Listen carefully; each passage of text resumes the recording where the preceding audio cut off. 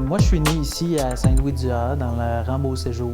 J'étais choyé, mes grands-parents étaient tout proches aussi, ça fait qu'on avait une belle vie familiale en même temps qui se faisait. Après mon secondaire, quand j'ai eu à faire mon choix au niveau des cours, j'étais bien embêté parce que j'étais bon dans plein d'affaires. Puis, une bonne journée, j'ai décidé de m'en aller dans le domaine des communications. Ça fait que j'étais parti à Jonquière à ce moment-là, le cours d'art et technologie des médias. Par la suite, j'ai fait une formation en sciences politiques et par la suite, je suis revenu en région après cette période-là.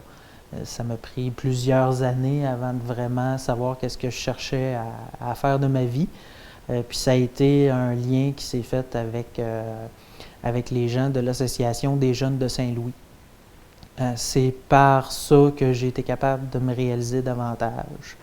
Ça me permettait, moi, de développer un petit journal qu'on avait appelé le Dynamite, qui était à la fois un peu à l'image de la jeunesse, sans vouloir dire on est capable de faire des choses intéressantes. On n'est pas juste là pour voler vos carottes dans votre jardin l'été.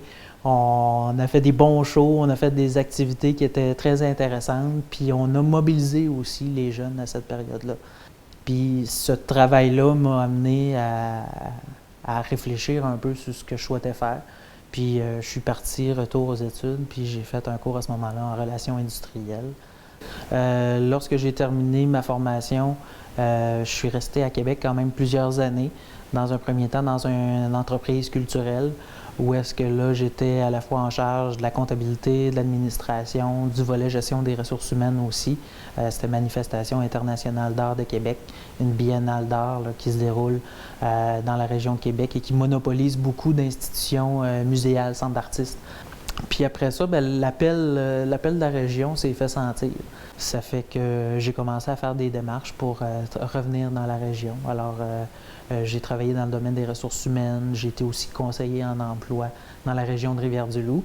Puis, de fil en aiguille, là, au travers soit de remplacement de congé de maternité ou de contrat, j'ai fini par aboutir ici à la station scientifique Aster.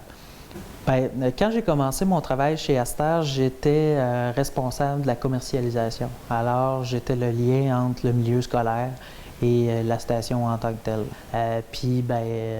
Cette période-là a été très formatrice parce que justement, j'ai pu en apprendre davantage sur qu'est-ce que c'était cette entreprise-là. Je la connaissais quand j'étais tout petit, moi. Je venais voir Jacques Pelletier, celui qui a vraiment mis cet organisme-là en marche. Moi, je venais visiter le Grand Jacques. Je venais avec mon grand-père, puis on venait faire la visite ici. Ce que Aster a besoin de faire maintenant, c'est de développer les clientèles qu'on n'a pas encore touchées. C'est-à-dire de développer le travail au niveau des écoles de langue anglaise.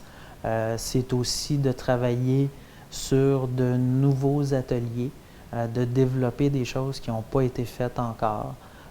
C'est de penser aussi à certaines activités qui peuvent être faites non plus de façon traditionnelle, où est-ce que là, on a un éducateur qui part avec sa voiture puis qui se rend dans une école, mais c'est de profiter de ce que les technologies sont capables de nous apporter, même ici, puis d'utiliser davantage le travail à distance pour nous permettre d'élargir nos clientèles. On a tellement évolué puis avancé au niveau de la technologie, j'ose espérer qu'à un moment donné, il y a des jeunes qui vont penser à leur avenir en fonction de se dire j'ai une bonne idée, je suis capable de la développer dans le milieu qui m'a permis de grandir. J'ai l'impression de travailler sur quelque chose qui a un sens pour moi. Ça me permet aussi de me réaliser. Puis ça fait en sorte aussi que j'espère être capable de passer le flambeau, cette espèce de petite lumière-là qui va germer sur quelque chose d'intéressant.